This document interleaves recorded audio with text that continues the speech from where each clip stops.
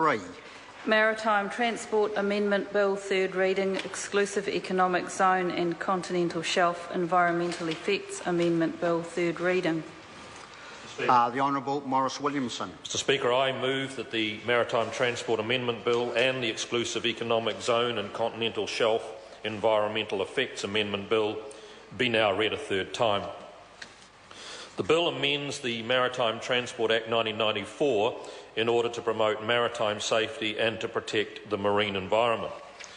Amendments to the Maritime Transport Act will provide for local regulation of maritime activities, enable the implementation of 4 international maritime conventions, and make other miscellaneous changes to improve the clarity, effectiveness and enforceability of provisions in the Act.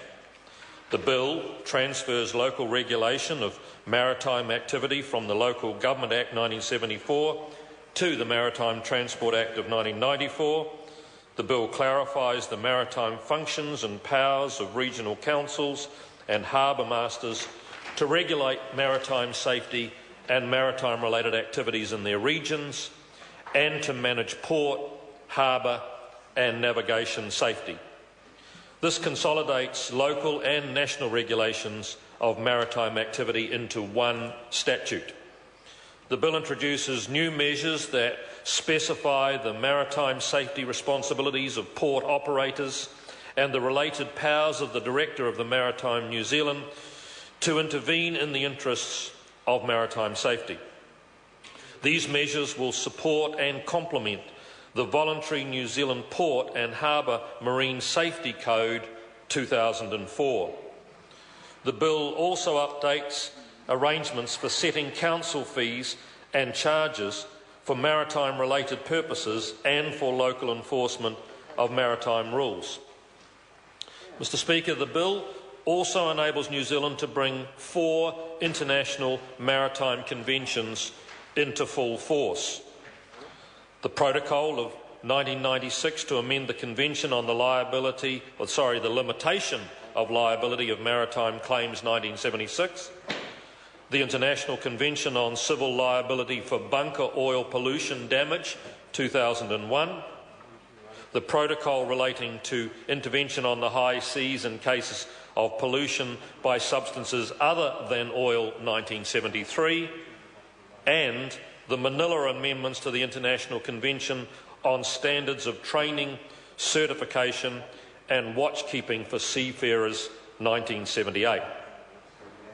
The bill gives effect to the actual text of the Convention on the Limitation of Liability for Maritime Claims 1976, as amended by the Protocol of 1996 to the Convention. This simplifies the way that the legislation currently implements the limitation of liability regime. But more significantly, sir, the amendments enable New Zealand to accede to the 1996 Protocol, which approximately doubles the liability limit for maritime claims under the existing legislation. It also provides for future increases in the limitation limit to be given effect by Order in Council. This will make it a simple process to implement the 51% increase in the liability limit that will become available to contracting states in June of 2015. The bill will expressly implement the requirement for ships to have bunker oil insurance in accordance with the International Convention on Civil Liability for Bunker Oil Pollution.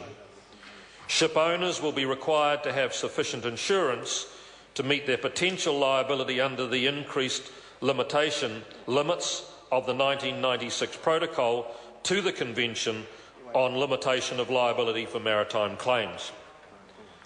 The bill amends the Act to enable emergency intervention powers in respect of ships to be exercised in the event of incidents involving harmful substances other than oil.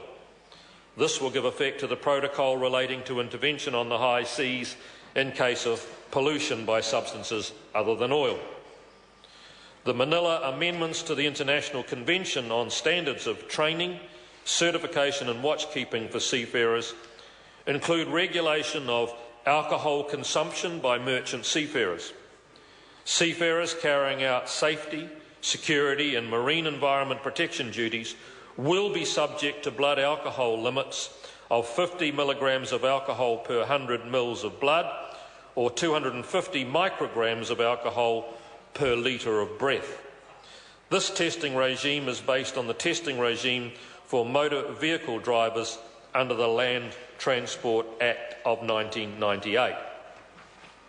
The bill transfers the regulation of dumping and certain discharges related to the Exclusive Economic Zone, EEZ, activities from Maritime New Zealand to the Environmental Protection Authority.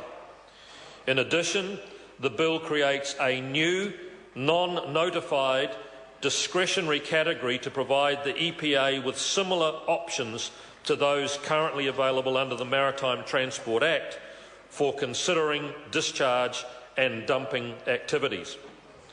The new classification will also provide an appropriate level of oversight and discretion by the EPA for activities that take place over a short period of time or are routine but still necessitate full regulatory discretion. Mr. Speaker, these bills will provide an updated and improved framework for maritime safety and marine environmental protection. They will also allow for commercial activity within the EEZ to be carefully managed while ensuring that the regulation is proportionate to the scale and environmental effects of such activities. Mr. Speaker, I commend this bill to the House. The question is that the motion be agreed to. I call Moana Maki. Thank you, Mr. Speaker. Well, Labour will be supporting the Maritime Transport